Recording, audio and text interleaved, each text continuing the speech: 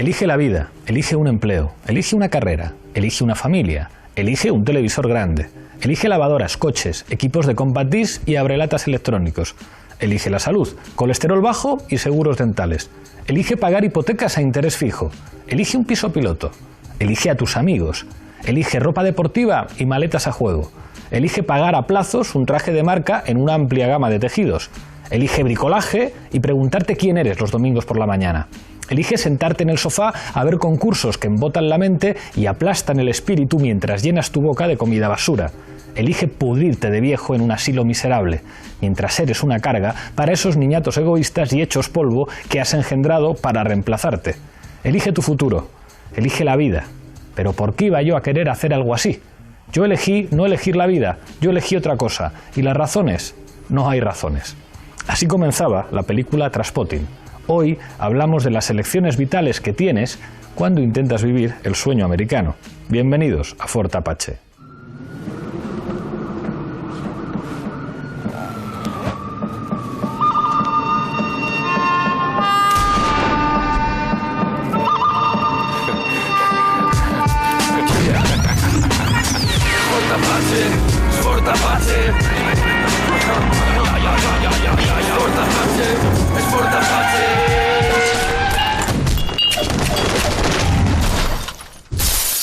Esta noche en Fort Apache hablamos del sueño americano a través de una serie de culto, de Breaking Bad. Para ello contamos con 6 invitados de excepción. A mi izquierda, Guillermo Zapata, ilustre concejal.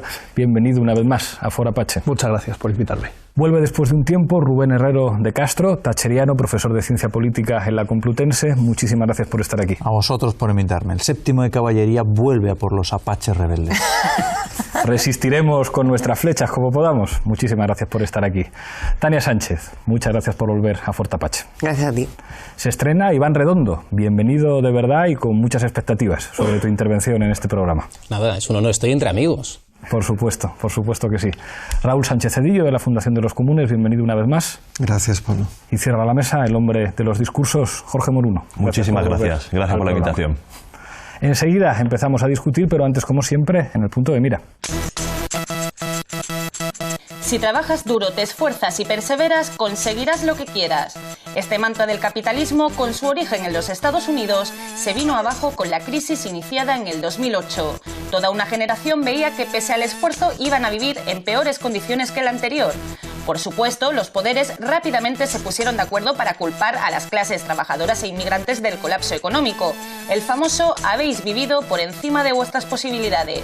Mientras tanto, en Estados Unidos solo un banquero fue a prisión por la estafa de las hipotecas subprime. En España se rescató a la banca mientras se recortaba en educación y sanidad y no hubo ningún responsable político por la burbuja inmobiliaria. Esta noche, en Fort Apache, analizamos el impacto de la crisis económica en las clases populares.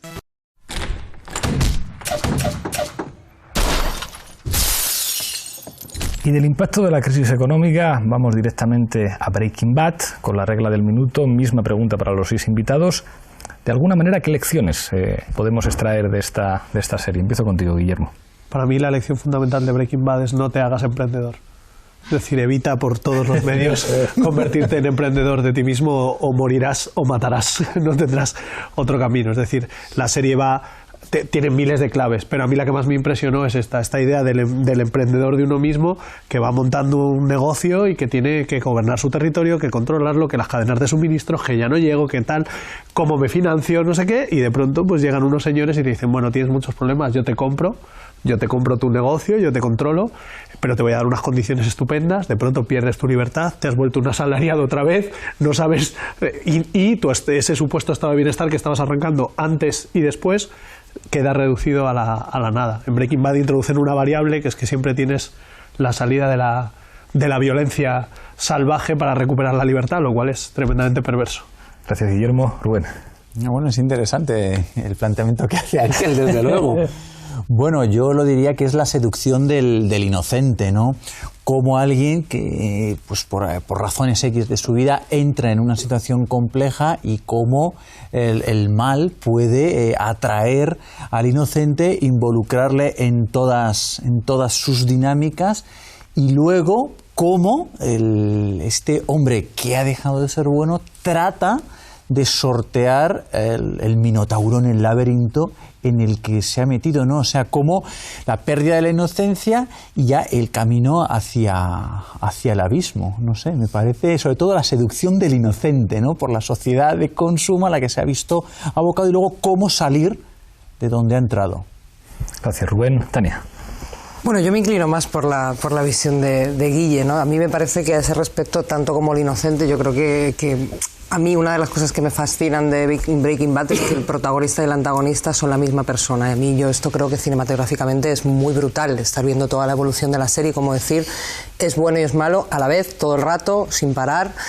Pero yo me inclino más por lo que planteaba Guille, ¿no? A mí me parece que la lección fundamental es, en la medida en que tú consigues ser dueño de tus medios de producción, tienes unos márgenes de libertad y de poder que además te seducen y te llevan a no querer parar nunca de tener cada vez más. Y en la medida en que no eres dueño de los medios de producción, bien porque eres un asalariado básico, profesor de facultad, o bien porque entregas tu poder y tu capacidad sorprendente a unos superiores, estás sometido a las leyes del mercado y por tanto eres un esclavo básicamente. Y al final yo creo que esta es la lección, es como es el retrato exacto de lo que significa la esclavitud en el tiempo moderno.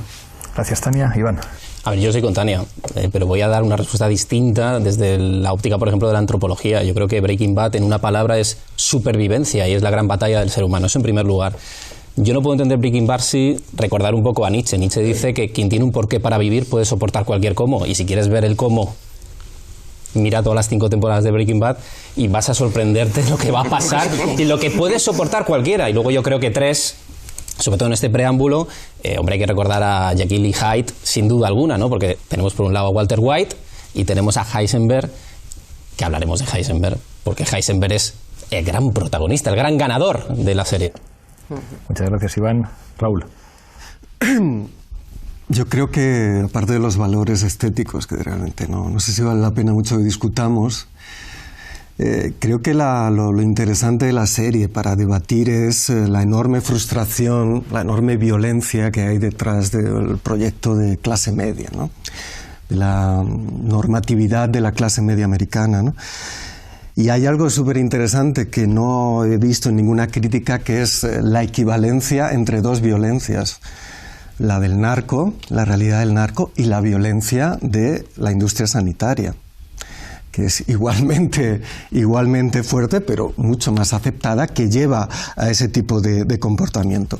Las geografías de la frontera, el hecho de que parece justamente el Wild West y por lo tanto el momento de la acumulación originaria del capital o de la gran colonización de la que habla Marx, creo que es algo igualmente importante, ¿no? Es decir, que no ha cambiado nada desde ese punto de vista con la nueva realidad de los hispanos, ¿no? En esa zona de Estados Unidos. Gracias, Raúl. Jorge. Sí, yo estoy bastante de acuerdo con lo que ha empezado a comentar Guillermo, ¿no? Tiene mucho que ver con esta idea de que Breaking Bad es un western, ¿no? Y tiene mucho que ver con la nueva realidad laboral que vivimos hoy en un mercado competitivo en donde, como consecuencia de este quiebre, de esta brecha entre la ideología de la meritocracia, que era el sostén de la clase media, y una tendencia cada vez más oligárquica que se está viendo en Estados Unidos, sobre todo desde los años 80, que se ha ido pedaleando en el aire, pero que ahora realmente ha entrado en verdadera crisis todo este modelo, lo peor que te puede pasar es ser jefe de ti mismo, ser tu propio jefe, ¿no? Que muchas veces ha sido como la gran esperanza, ¿no? Que tú mismo vas a dominar tu propio tiempo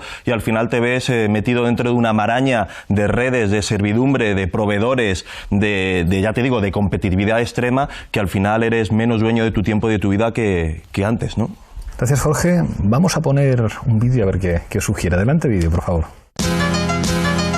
Doctor, my wife is 7 months pregnant with a baby we didn't intend. My 15-year-old son has cerebral palsy. I am an extremely overqualified high school chemistry teacher. When I can work, I make $43,700 per year. I have watched all of my colleagues and friends surpass me in every way imaginable, and within 18 months, I will be dead. I feel like I never actually make any of my own choices. I mean, my entire life, it just seems I never, had a real say about any of it. This last one, cancer, All I have left is how I choose to approach this. These doctors talking about surviving. 1 year, 2 years, like it's the only thing that matters. But what good is it to just survive if I am too sick to work? To enjoy a meal?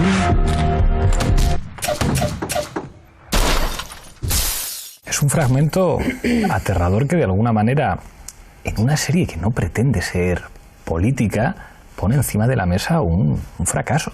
Es decir, el fracaso de esa clase media. Vemos un tipo que efectivamente tiene una casa que es bonita, una casa con piscina y aparentemente una familia feliz a pesar de la enfermedad del hijo, que sin embargo ante una situación sobrevenida muy normal, que es que tienes una enfermedad, pues se va a morir y tiene que tener 2 trabajos simultáneamente para mantener su nivel de vida, a pesar de que es un universitario muy formado que está dando clases en un instituto. Es impresionante.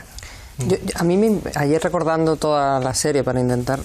Claro, hay una cosa que tiene que ver con eso, que es el primer capítulo, que es muy impresionante porque es lento. Que dices esto, o sea, que sabes de qué va porque... Y tiene un final como...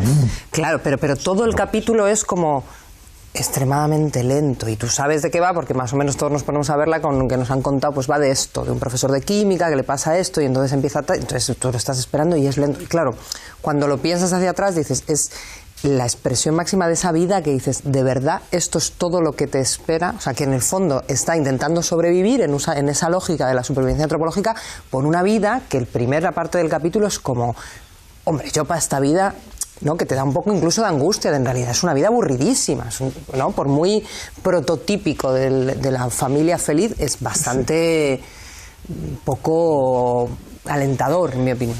Sí, pero eso es... Iván, después Raúl. Yo estoy con Tania al 101%, el determinismo y Darwin, ¿no? Es lo que estamos viendo ahí, pero él también hace una reflexión, al menos eso es lo que yo interpreto, en torno al miedo y el miedo que nos dan tantas cosas en la vida, ¿no? Pero es muy importante, ya que hablamos del sueño americano, ¿dónde nace? Nace de la ética del trabajo y nace del ascensor social que te da trabajar. Él tiene 2 trabajos y no lo consigue. Y el estado en el que se produce la serie es muy importante, porque Nuevo México, primero desde el punto de vista de la heterogeneidad, el 47% de los habitantes de Nuevo México son hispanos y son muy importantes en esta serie la relación que existe con los hispanos. Pero es uno de los estados más pobres de Estados Unidos. Lo digo porque es mucho más cruel la serie en ese sentido, que incluso la gente, digamos, teóricamente de manual, que tendría que estar en la esfera más alta, no lo están en Nuevo México. Entonces el sueño americano no existe ahí. Lo digo porque hay un debate desde hace muchísimos años, precisamente en muchos estados, entre ellos donde evidentemente esto brilla por su ausencia, ¿no? Pero yo cuando habláis del sueño americano, me acuerdo siempre del sueño europeo y el que un poco acuña el concepto, que es Jeremy Rifkin en el año 2004. ¿Qué es lo que vemos en Breaking Bad? El poder del dinero también. Y una sociedad construida bajo el PIB, no bajo, por ejemplo, el sueño europeo, el IDH, ¿no? Lo digo porque esos 2 modelos se ve perfectamente en todo lo que queráis. ¿Por qué digo IDH? El índice de desarrollo humano, que para el que no lo conozca, pues tiene en cuenta la sanidad, la vamos a ver en Breaking Bad, el que se la paga y el que no se la paga, tiene en cuenta la educación. ¿Y qué es lo que hace desde el minuto 1 Walter White, antes de pasarse al lado oscuro? Pues automáticamente contar, creo que son 700 y pico mil dólares que necesita para que su familia pueda vivir sin él. Eso es. Claro. Raúl. No, yo creo que la idea del sueño americano es demasiado, abarca demasiado, ¿no? Es decir, que aquí lo que tenemos es más bien la crisis de la hegemonía del proyecto de clase media, que es algo que en el contexto europeo pues parece, ¿no?, propio de partidos conservadores, etcétera, pero es digamos, el New Deal es justamente la gran alianza entre las clases profesionales y las clases industriales, ¿no? Y hay un elemento que no estaba presente en ese proyecto y no estaba presente, por ejemplo, en una película que se puede comparar, que es Revolutionary Road. Ah, claro. En el que los sueños, ese sí que sueño se convierte, es una mierda, ¿no? Porque ni puedes ir a París, tus vecinos son horrorosos. Pero aquí ya el horror ya está, eso ya ha muerto. Aquí estamos hablando justamente de unas constantes de bienestar que ya ni siquiera están garantizadas porque esa alianza ha sido rota por la financiarización de los activos familiares, ¿no? Y lo que tenemos es que justamente cuestiones como la deuda estudiantil y la deuda médica son las que más están provocando las bancarrotas familiares. Es decir, que la gente entra en bancarrota como Walter White, pero a cientos de miles, o porque no puede pagar los estudios de sus hijos. Es decir, la deuda estudiantil es ahora mismo uno de los grandes problemas de las familias estadounidenses, ¿no? Ese es más que la monotonía de la vida, que, en fin, sería... No, pero no lo digo tanto en monotonía como lo que apuntaba él. Es decir, que tú para poder llevar una vida que encaje los estándares tienes que tener 2 trabajos y aún así no te lo puedes permitir. O sea, como el nivel de esfuerzo personal que eso implica es inviable. Claro, Dejadnos dar un pelín el debate, me habéis pedido la palabra a todos. Rubén, bueno, después Guillermo, después Jorge. Walter White reflexiona sobre su vida cuando se va a morir. Antes no parece estar tan preocupado para reflexionar sobre el sueño americano o el no sueño americano. Entonces, cuando llega el momento de la muerte es cuando reflexiona. Claro, bien, punto 1. Punto 2, la salida que propone es más sueño americano, es una máquina de hacer dinero. Bien, no es, bueno, llegó la hora de la revolución, emprenderé la revolución. No, lo que dice es, ¿cómo puedo hacer mucho dinero? Y de ahí el inocente es seducido ante la maldad y cómo hacer mucho dinero. Entonces, bien, la respuesta es al sueño americano es más sueño americano, no es algo contrario al sueño americano. Yo iba a plantear, creo que lo que estáis diciendo es que se juega el poder de la serie porque maneja, por decirlo de alguna manera, la materialidad de esos 2 sueños. A mí hay una cosa que me impresiona mucho del primer capítulo, que es que el primer capítulo empieza y acaba con esa especie de explosión. El primer capítulo es un flashback, empieza con él en la furgoneta, con Pinkman caído, etcétera. Él coge una cámara de vídeo y se confiesa y saca una pistola y tú como espectador estás diciendo se va a suicidar. Y acto seguido tú oyes una sirena que luego resulta ser de un coche de bomberos, pero que crees que es de la policía, y el tipo apunta con su pistola, es decir, ante la disyuntiva, es decir, yo voy a morir matando. Eso, que está en la primera imagen de la serie, recorre de alguna manera esa salida de cómo, y a mí me parece que de alguna forma también demuestra esta idea de que no hay una exterioridad en ningún proyecto. Es decir, él no hace una reflexión como exterior a su situación o al capital o a la clase. No, él dice, ¿cuáles son mis herramientas? Mis herramientas son estas, y la franja que va de, o sea, la ley, que es otra cosa que sucede, es decir, la legalidad, no la ley, la legalidad se disuelve por completo en el momento en que él necesita sobrevivir. Y esa línea, además, simplemente, según va avanzando la serie, se va trasladando cada vez más lejos. Es otra cosa que pasa en Los Soprano, y que en esta serie, en varias ocasiones, sobre todo la mujer, le pone encima de la mesa varios momentos de, pero... O sea, yo creo que hay un momento incluso en la última temporada en el que él está dudando sobre si matar a uno o no, y la mujer le dice, ¿qué más da ya? Que si llevas 18 o 20. Ya hay un punto en el que la propia serie, que por otro lado tiene bastante sentido del humor en algunos momentos, ella le dice, pero déjate de películas, si esta decisión la has tomado hace mucho ya. Tú ya estás en otro lugar. Entonces, ese juego... Me identifico con eso. Ese juego... las transacciones morales. Es complicado de vivir, pero es lo que decías tú antes, ¿no, Tania? Que está... en el mismo personaje las 2 cosas, es decir, el tipo que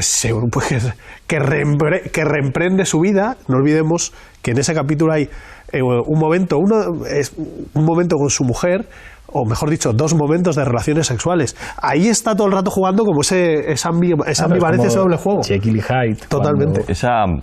Yo creo que la situación que él tiene al principio, cuando se siente humillado, en el momento que un alumno suyo, él es profesor de instituto de química, y un alumno suyo le saca fotos llamándole loser, ¿no? Esa lógica de winners y losers, cuando le ve limpiando coches. Yo creo que eso, de alguna manera, y luego la situación en la que se ve abocado, dada la enfermedad, creo que define muy bien cómo se ha ido socavando el sustrato, digamos, de algún modo espiritual y material que sostenía toda la lógica de las clases medias, que, como bien sabemos, es algo que toma realmente cuerpo a partir de los años 30 con el New Deal, que transforma la sociedad y genera una serie de protecciones y sin poder de negociación de los trabajadores, que es precisamente precisamente lo que ha generado que haya habido una movilidad social más amplia en Estados Unidos, y no tanto muchas veces los grandes eslogan, que es verdad que el sueño americano existe, bueno, quizás algunos lo datan desde, no sé, los pioneros ingleses que llegaron, pero la imagen de la Estatua de la Libertad cuando llegaban los inmigrantes, ¿no? Esa idea del país de las oportunidades, donde te van a valorar por lo que hagas, es que ni siquiera eso,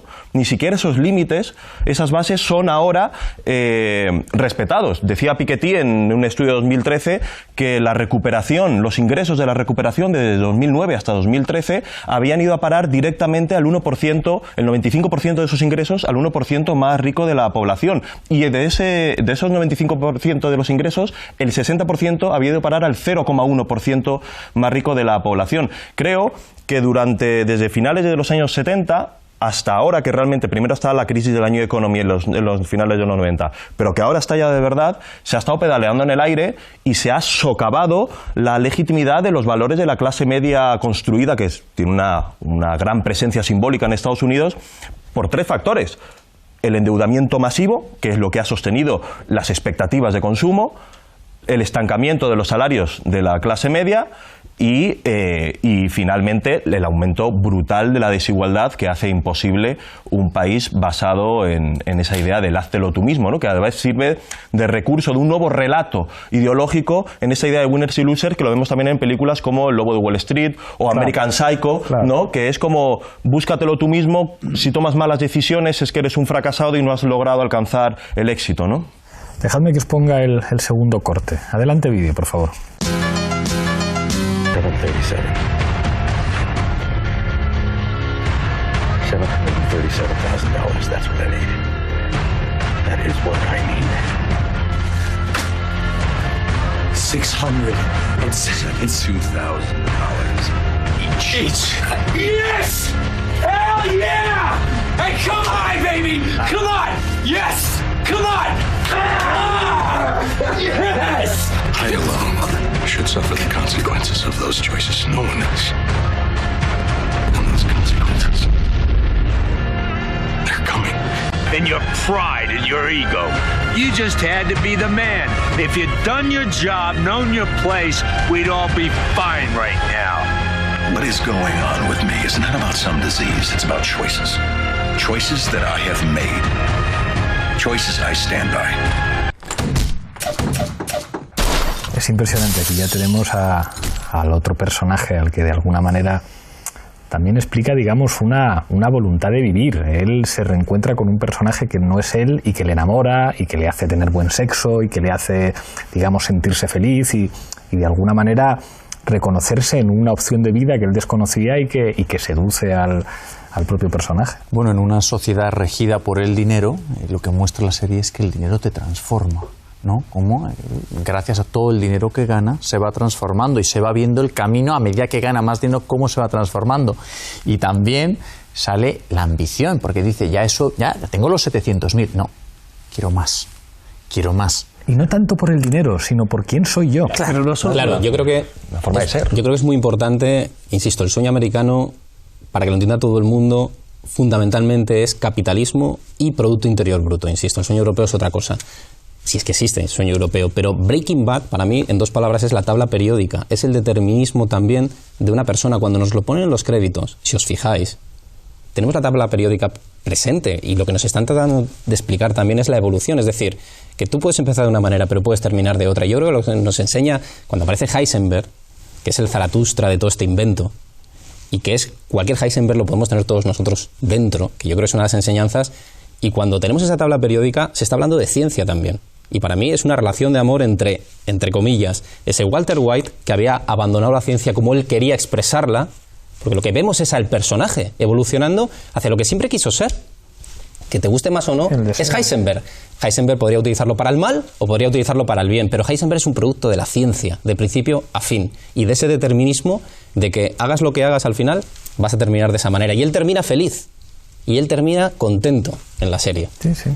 Bueno, y hay una cosa ahí vinculado al tema. Yo creo que lo importante de esta escena es el tú haces tus elecciones, ¿no? Y lo que decía antes Jorge de los loser y los winner, y esta cosa que me llama la atención todo el rato de la inocencia un poco pervertida, ¿no? En realidad, hay una cosa que a mí me llama todo el rato la atención en la serie, es esa especie de historia paralela que no termina nunca de contar del todo, o que la cuenta a medias, de que en realidad él podía haber sido un hombre de éxito, pero que le robaron una gran idea y que además se la robaron porque la amaba, y que, es decir, que también hay una especie de venganza de una elección mal hecha, y que de golpe es como, bueno, pues ya que no lo pude hacer el bien y ya que no conseguí tomar la decisión a tiempo y que me han toreado como un imbécil, pues ahora voy a hacer el mal. Y ya está. Es una cosa como muy de psicoanalista. Claro. Detrás de todas las grandes empresas hay una frustración inicial. Algo te han hecho para que tú hagas una cosa tan grande. Claro, pero y detrás también, un poco por lo que decía antes Jorge, ¿no? Como llega un punto en el que ya no hay hueco para ese mito del emprendimiento, de todo el mundo tiene un sueño que puede hacer realidad, y que ya va a róbale a alguien su sueño, porque el que no hagas tú lo hará otro, y si otro lo desarrolla tú no lo podrás hacer. Y por último, esta parte un poco de no es por el dinero, ¿no? Hoy ha salido el vídeo de los chicos del maíz que nos viene, ¿no? Que yo y creo que es una gran verdad, que es, ya no es por el dinero, es por el ego, por hacerlo bien, por hacerlo bonito y por decir yo soy Heisenberg y aquí mira el poder que tengo y el que puedo desplegar, ¿no? Yo no tengo esa visión tuya de que eso es una cosa de inocencia y no inocencia. Creo que forma parte de bueno, lo que estabas tú diciendo, de cómo te enamoras de un nuevo personaje en cualquier hombre que te beneficia en todos tus aspectos de la vida. Hemos hablado muchas veces de los tíos estos súper ricos, es decir, pero con la pasta esa que tienes, que te podrías dedicar a hacer lo que te diera la gana en tu vida, que podrías disfrutar, comprarte un no sé qué, ¿por qué sigues aunque seas viejo? Porque les erotiza, claro. Pero ahí hay una cuestión, a mí es que una cosa que me fascina es que en el periodo de vida de la serie, Walter White ve circular mucho dinero. Durante breves periodos de tiempo posee dinero, pero no acumula dinero prácticamente nunca. No es verdad que tenga un proceso... Bueno, es el más de... Sí. Parece que... Bueno, digo, de venir la serie tiene una conclusión, en esa conclusión se ha habido... Siempre está estresado, es verdad. Pero también tiene que ver con la redención esa del trabajo y la idea inglesa de eso. Sí. Yo a lo que iba era que, precisamente a que lo del dinero, él tiene como su excusa material, pero luego hay un momento incluso en la serie que confiesa, ¿no? Lo dice explícitamente a su mujer, no, lo he hecho por ego, ¿no? Y efectivamente el vídeo de hoy de los chicos del maíz lo sitúa muy bien.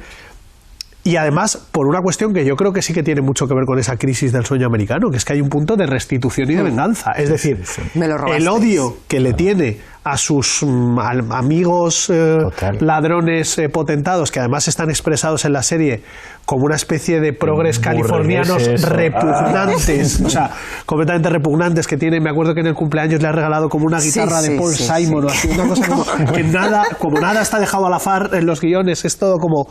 perfecto, van todos con sus trajes blancos y él con un traje como azul que le queda como grande. Esos tipos son clave al final y no es casualidad, es decir, la serie en las 5 temporadas esos dos personajes aparecen 2 veces, aparecen ahí y aparecen de pronto al final cuando él les llama, lo siento Jorge que te faltan algunos, pero cuando él les llama para decirles vais a custodiar este dinero para mis hijos, que además tiene un punto de venganza simbólica muy bestia, que es como este dinero que es mío, vosotros, porque si no vais a morir. Es una máquina de spoiler, te has convertido en una máquina de spoiler.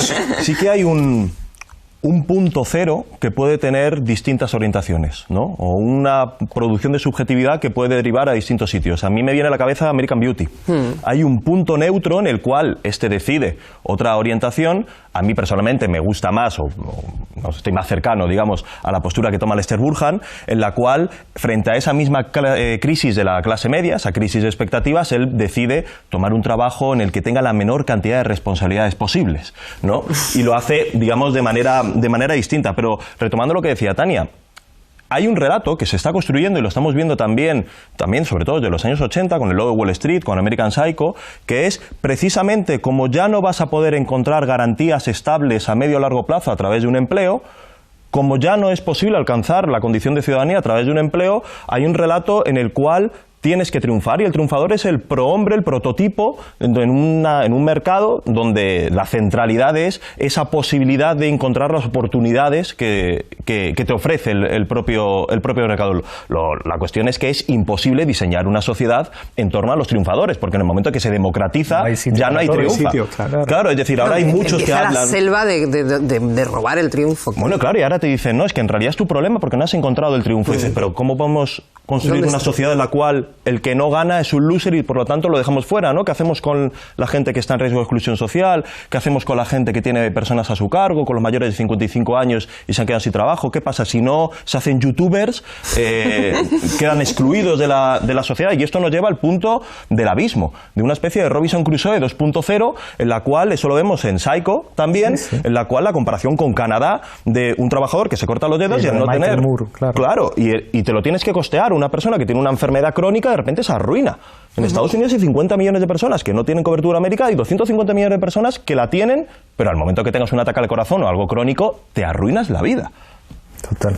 A ver, los ganadores y perdedores en Breaking Bad están claros. Los que roban ganan, y los que siguen el sistema que durante muchos años en Estados Unidos ha funcionado son grandes perdedores. El personaje de Walter White, Heisenberg también en algún punto, pero Walter White, la gente joven y la gente menor de 40 años se puede sentir perfectamente identificado, y no necesariamente él es una persona de esa edad. Yo creo que eso es un rasgo de la popularidad de la serie, de lo que le sucede a él, es lo que le sucede a mucha gente joven en prácticamente todas las democracias occidentales. Entonces la democratización de la economía, que forma parte del sueño americano, no existe, y se ve claramente en Breaking Bad. Y luego hay un apunte pequeño, insisto en el amor a la ciencia, porque hay un punto en el primer episodio, también lo veremos al final, donde le pregunta esa exnovia que tiene pero que se va, como todo el mundo sabe, con su amigo, y le roban la idea, esa famosa fórmula, donde le dice: ¿de qué está compuesto, Walter, el ser humano?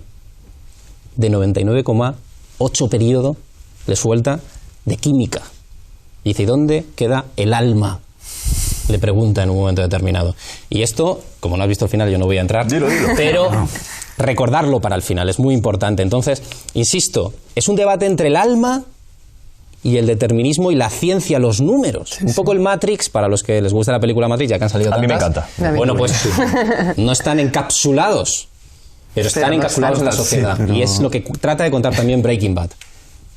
Una de las lecturas, yo creo, pero creo que todo gira en torno a los hombres, en Breaking Bad. O sea, que este proyecto de emprendedor, proyecto de apropiación... Dice, tú tienes que proveer, es decir, un hombre es el que es capaz de proveer a su familia. Lo que ano, ¿no?, del trabajo, etcétera, es lo que se quiebra, ¿no?, la acumulación mediante el mérito y el trabajo. Pero cuando ese contrato social no funciona, pues estamos en Hobbes, estamos en la violencia de todos contra todos, y esa es la realidad que sustituye a, digamos, el compromiso del New Deal, que es la realidad del narco de la zona fronteriza, que es lo que está moviendo y que vemos en la serie, que tiene ramificaciones que llegan a Europa, que tenemos a ejecutivas como la Laura, Lidia, que es una gran ejecutiva, pero que está ahí, y que se producen encuentros absolutamente increíbles. Y vemos al mismo tiempo que el papel de las mujeres en toda esta lógica no tiene nada que ver con la emancipación a partir del trabajo. Skyler quería ser escritora y ha renunciado y no lo retoma nunca. Cuando se pone a trabajar porque se va a separar o se quiere separar de Walter, su jefe es un defraudador fiscal y aparte de que se la quiere ligar, etc. Es el horror.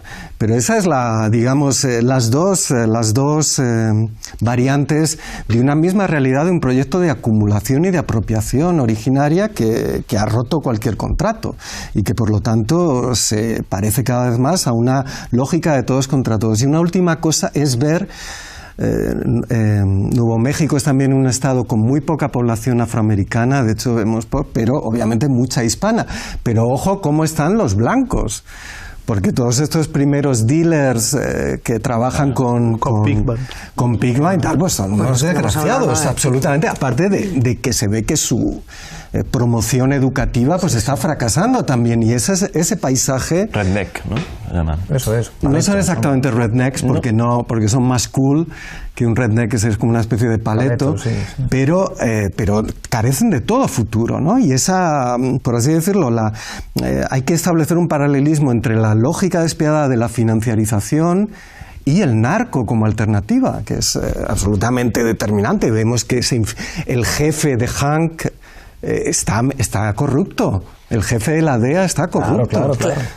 No solo eso, ¿no? Gus Fring, ese personajazo maravilloso, es un prohombre, es un señor que si ahora estuviera, pues estaría en los papeles de Panamá, ¿no? Es un señor que tendría sus offshores, su tal, es el que hace las mayores donaciones a la policía de Alburquerque. Entonces de pronto es como, joder, ha aparecido este tío muerto. Qué raro, ¿no? La DEA no sabe si investigarle o no. Claro, no quieren mirar lo que hay ahí. Es muy interesante también ese personaje. Total. No, alguna reflexión. Habéis mencionado, entiendo que es la película American Psycho. Sí. Y yo creo que es diferente el punto. O sea, American Psycho, él hace lo que hace, no vamos a hacer ya más spoilers, ya hemos hecho bastante. Él hace lo que hace porque está hastiado del éxito. Yo decía y hay un American momento Beauty. que ellos... American Beauty. No, pero habéis He dicho las dos, pero... no, es que en American Psycho lo hace lo que hace porque está hastiado del éxito. Y hay un momento increíble en la película que compite con otro por el tacto de las tarjetas. Ya, genial. Es tiene una tarjeta y lo acaba mal el que le gane la tarjeta. El que tiene una tarjeta mejor que acaba mal. Yo la creo vanidad. Sí, yo creo que ya son planteamientos diferentes. Es verdad que es muy años 80 del mundo de los yuppies, de esa, digamos, posmodernidad incipiente. Cocaína. Claro. Phil Collins. Eso es Phil Collins. Empieza a describir el CD. Cuando va colocando su cámara allí. Pero no está mal tirado, porque Baby Blue, al final estamos hablando no de los 80, pero estamos tirando unos años para atrás. Sí, pero es un hastío por el éxito, que él al final ya no sabe qué hacer más y dice, pues voy a hacer esta vida, una seducción, pero esta vez ya de otro tipo. Hacen como que trabajan. Sí, luego, hacéis un retrato un poco cáustico de la sociedad estadounidense, que parece que allí... se está muriendo todo el mundo. Estados Unidos es un país donde es el número uno en investigación, número uno en sistema universitario, número uno en inversión sanitaria, y luego tiene un sistema que permite que existan esas universidades y permitan los mejores hospitales del mundo. Y señalaros que los seguros médicos, sí es cierto que en ocasiones reflejan realidades dramáticas, pero ¿cuántos miles y miles de atenciones provocan? Eso no pasa aquí, Rubén. Walter White aquí no lo tiene. No, evidentemente, pero... No lo dudo, pero hablamos de Nuevo México. Me parece un retrato un poco cáustico. Y luego, un solo apunte, reflexión sobre Pickman, ¿no? Todos podemos entender por qué Walter White entra ahí, pero ¿por qué lo hace Pickman? Tiene moralidad y tiene contradicciones. Vamos con el último corte. I have spent my whole life scared, frightened of things that could happen, might not happen. 50 years I spent like that. Came to realize it's that fear that's the worst of it. That's the real enemy. This changes nothing. What I do for my family. My money goes to my children, not just this barrel. All of it. One more time that you did this for the family. I did it for me. Y volveremos a soñar viejos poemas, iremos más allá del mar, siempre adelante. Un referente es Walter White, antisistema. No es por la pasta, es por el ego y hacerlo brillante. I liked it. I was good at it. And I was really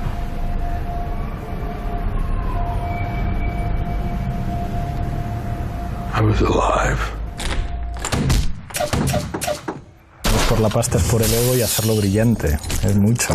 Yo cuando he visto he dicho, mira, no podía venir en ningún otro momento. Yo, con una cosa que has dicho, yo insistiría en la idea de, claro, es una sociedad basada en el PIB o basada en el desarrollo. Y esto, tú puedes sacar todos los datos que quieras de cómo se desarrollan las universidades, tal. El problema es que luego eso por abajo implica para mucha parte de la población un coste y un abandonar a gente por el camino, que esto es un debate. Simplemente es qué tipo de sociedad quieres. Una sociedad que como país tiene unos índices económicos que parecen impresionantes, pero que si luego rascas en su sociedad está un poquito así, o si quieres una sociedad, yo prefiero el modelo europeo. Obviamente un thatcherista prefiere un país basado en el PIB.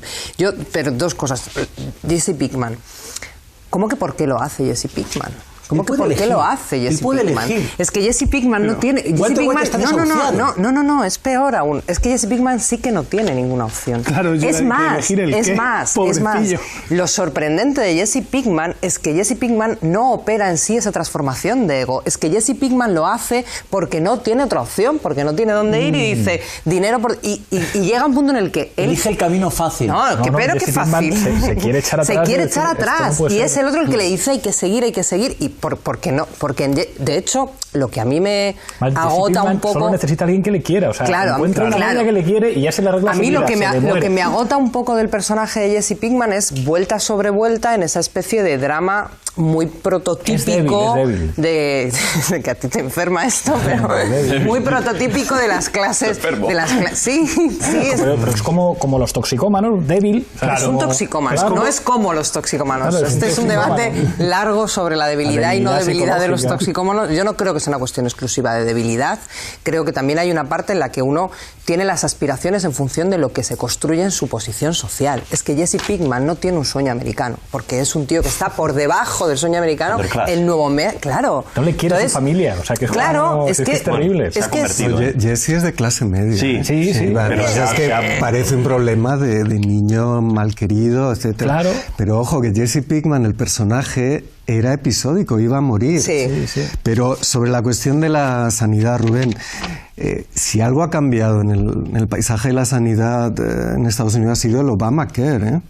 Ojo. Recurrido en 26 estados. Sí. Vale, ya, pero de momento es constitucional, pero has solventado de un 40% de gente que ni siquiera tenía la capacidad de asegurarse. Y ha provocado el abandono de tratamientos. A un 11%. Ha provocado el abandono de tratamientos el Obamacare. Bueno, por supuesto, porque el poder de la sanidad privada es inmenso. Y ojo, dices que es el primer país que invierte en sanidad.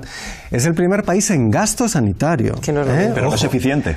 O sea, obviamente no es eficiente ni siquiera en términos epidemiológicos, en términos de medicina preventiva y en términos diagnosis y tratamiento insuperables.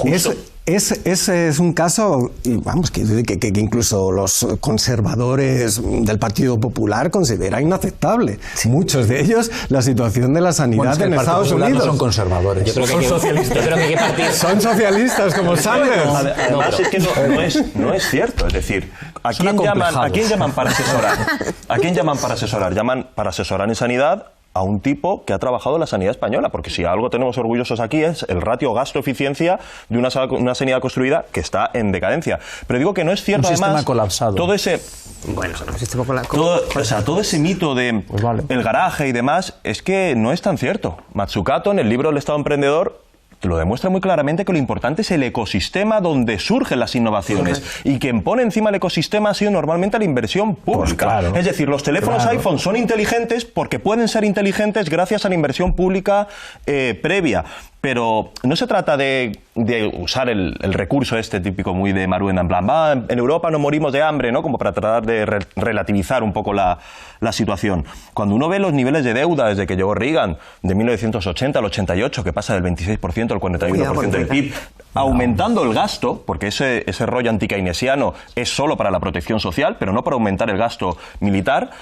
Cuando uno ve... Estaba ganando la Guerra Fría la Unión Soviética. Claro. Cuando uno ve... mayores. Es que luego volvió a hacer Bush, pero cuando uno ve las subprime, por ejemplo, que 12 veces se multiplicaron entre 1999 y 2006. Cuando uno ve el 1,3 billones de dólares de deuda, que está muy por encima de la deuda acumulada por las tarjetas de crédito en Estados Unidos, cuando uno ve que en Estados Unidos destina a la familia media 13% de sus ingresos al año a pagar deudas de hipotecas y de créditos al consumo, lo que estamos asistiendo es, en cierto modo, está sucumbiendo a la democracia en algún modo, en el sentido de que alguien que está endeudado, una vida endeudada, es también una manera de dominación política y una manera de dominar tu capacidad de decidir sobre tu vida. Y la dimensión estratosférica del Estado, que es control social, la panacea de los marxistas, como te lo doy todo, te controlo todo. Marx no abogaba por el Yo me Estado. veo un poco en la obligación de contar que hay muchos Estados Unidos, por diferentes estados, nada tiene que ver el este con el oeste, ni el sur, que estamos hablando del sur con el norte, eso en primer lugar,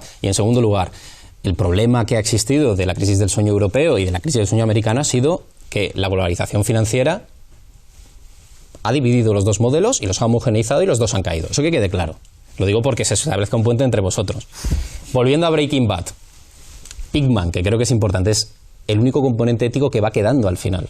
Que quede claro, es la mínima esperanza, pero hay una relación que hay que explicar, que es la de Walter White con Jesse, que evidentemente es el modelo que en teoría representa a mi padre, porque podría ser su padre, está totalmente fracasado, yo que no encuentro ninguna aspiración, esto es lo único que me queda. Eso que quede claro, porque ese es el determinismo que existe en Pigman. Y luego es muy relevante la relación y la ausencia de los padres de él, que es una gran crítica al modelo de familia norteamericano. Y 3, que creo que también es relevante, ¿dónde está la iglesia? Ah, claro. Entonces mejor. ¿Dónde está la iglesia en una sociedad donde casi la mitad en tribus son hispanos? Qué malvado eres. No, pero es una mirada muy importante. Hombre, claro. Pero que ¿Y qué tipo de iglesia? Lo digo ¿por qué? Porque el sueño americano nace también del protestantismo y de entender que trabajando consigues el cielo. ¿Dónde está Dios? Totalmente. En la serie. Es una de las grandes preguntas. Qué raro de la serie. que además que cuando se habla de mafiosos no aparezca la religión como elemento ordenador, que eso en Los Soprano es central. Me dicen de realización que llegamos al final. Un minuto de conclusiones para cada uno. Empiezo contigo, Guillermo. Bueno, pues yo me he quedado ahí con la cosa de hablar de Pigman. Yo creo que Pigman no es débil, creo que es frágil, que es algo que es diferente, y voy a intentar explicar a qué me refiero con eso, que es que tiene relaciones de dependencia y reconoce, por decirlo de alguna manera, esas relaciones de dependencia, o sea, reconoce esa fragilidad, lo cual tiene muy poco de débil, cosa que Walter White no hace. Es decir, Walter White entra en un momento de, digamos, como de solipsismo egocéntrico súper masculino, y no olvidemos que la serie hace una visión moral sobre esto, que es quién vive y quién muere. Es decir, en los dos hay éxtasis al final, pero uno sigue adelante. Y eso es importante también. Yo creo que Pigman es un contrapeso, y creo que se mantiene en la serie por algo muy sencillo y también muy de oficio, que es que Eisenberg necesita a alguien con quien hablar. Gracias, Guillermo. Rubén. Bueno, en el caso de Pigman, yo creo que él puede elegir y elige hacer el mal, un camino más cómodo inicialmente, ¿no? Y él, pues, de familia media, pero elige hacer el mal. Entonces elige no competir, que es un principio fundamental del liberalismo. Yo creo que la competición estimula la prosperidad y estimula lo mejor del ser humano cuando se compite en condiciones de meritocracia y cuando se compite en condiciones de igualdad. Y bueno, pues la serie, que es una gran serie, yo en ocasiones viendo la serie no me pongo tan profundo como vosotros, disfruto enormemente de la serie. Y respecto al sueño americano, 2 cosas. Fijaros que a Pigman le dan una segunda oportunidad, eso es el sueño americano. Y os diría, como dicen en la nueva serie de Expediente X, le dicen a Mulder, ¿usted cree en ovnis? Y dice, yo quiero creer. Yo creo en el sueño americano, pero también I want to believe.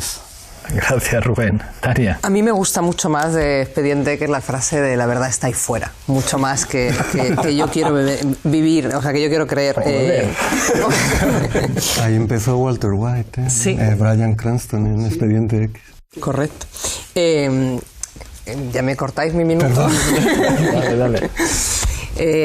Claro, a mí me parece muy bonito lo que planteas. La realidad, yo estoy mucho más contigo. La realidad tiene que ver con un ecosistema, que también lo ha dicho Jorge, y con unas condiciones materiales que de alguna manera determinan hasta dónde uno puede competir y hasta dónde no puede competir. Y esos márgenes y ese sueño en el que uno puede competir, incluso con la mera voluntad y el pensamiento positivo, puede llegar a construirse como un gran proyecto emprendedor, creo que es una gran mentira. Y una cosa que se ha quedado muy en el que le ha dicho varias veces Raúl y se ha quedado muy por ahí, no nos olvidemos de dónde está, de la relación con la frontera, de México, de los narcos y de la alternativa que supone el decir, bueno, pues en un sistema capitalista donde todo es comprable y todo es competir, a lo mejor los narcos también pueden competir con los estados. Eso es muy del poder del perro y tal, pero ojo con ese camino por ahí, que yo creo que no ha salido, pero es más que interesante. Gracias, Tania. Iván. A ver, me ha gustado que se defina como frágil a Pigman. Yo creo que es totalmente cierto. Realmente no tiene una segunda oportunidad en Pigman, porque os recuerdo que todas sus huellas están en el laboratorio. O sea, o hace la llamada para cambiarse de identidad, os aseguro que Pigman, pero conociendo a Pigman en la serie, le pescan, ¿eh? Eso seguro. Con lo que no tiene un buen final, que quede claro, que no va a tener un buen final. No, porque pobre Saúl, ya lo verás en Better Call Saul. No te voy a contar el primer capítulo, pero míratelo y ya verás que Saúl se tiene que ir. No, yo quiero hacer también una reflexión de Breaking Bad que creo que es importante. Tú puedes leer a Maquiavelo, puedes leer a Sun Tzu, a Clausewitz. Observa a Heisenberg un poco. y aprende también de estrategia política, ¿no? Porque quien no haya visto la serie, creo que hay varios puntos donde puedes aprender muchísimo. Aquí hemos hablado de Darwin, por supuesto, de Freud, pero creo que también está Nietzsche presente. Y ya que hemos hablado del republicanismo, el racionalismo ilustrado de Estados Unidos, también está Thomas Paine, pero para criticarle. Gracias, Iván. Raúl. Bueno, no voy a repetir cosas que habéis dicho. Yo creo que la serie, aparte de ser buenísima, es un clásico, no sé, probablemente para estudiarlo en las universidades. Y entre otras cosas porque es una imagen del futuro de Estados Unidos, ¿no? Y de cosas que te pueden llevar desde Huntington a la propia idea de hegemonía regional de Estados Unidos, donde, bueno, pues tienes al lado un Estado fallido, no reconocido, que es México, una realidad de un modelo económico y de integración social absolutamente inexistente y que está basado en una hiperviolencia como la del sur, del que ha hablado Iván. Y luego una realidad de las familias que, dentro de ese carácter tranquilo y pausado que es el de Walter y esa transformación en un auténtico monstruo, que dice mucho del corazón de violencia terrible que hay en esa ficción del proyecto de la clase media, ojo, blanca, porque estamos hablando de la clase media blanca. La clase media negra fracasó hace ya mucho tiempo. Dejó de existir. Gracias, Raúl. Jorge. Claro, bueno, yo lo definiría, es un desierto. Y es el desierto de lo real, en el sentido del que el cual nos enfrentamos y es un poco la punta de lanza de esta situación en términos laborales en la cual estamos cada vez más abocados, ¿no? La idea del empresario de sí mismo. Hay un aspecto que no hemos tocado, que es la relación que hay con las clases medias y con las elecciones de Estados Unidos, ¿no? Quizás el sustrato material que sostenía a las clases medias está profundamente en decadencia, pero no tengo tan claro, y esto es una cosa más que lanzo al aire, no tengo tan claro si el imaginario al cual se proyecta la clase media, al cual quiere aspirar, que también está dentro de las capas más populares, si está tan desgastado. Bernie Sanders, tanto Trump como Sanders como Hillary, hablan de las clases medias, solo que Sanders lo trata de reorientar cuando dice los ciudadanos de Estados Unidos hemos salvado a Wall Street, ya es hora de que Wall Street ayude a los ciudadanos de Estados Unidos, a la clase media, dice. Muchas gracias, Jorge. Muchísimas gracias a los 6. Debates como este no los verán en otras televisiones, pero mientras podamos, aquí seguiremos en Fort Apache. Nos vemos la próxima semana.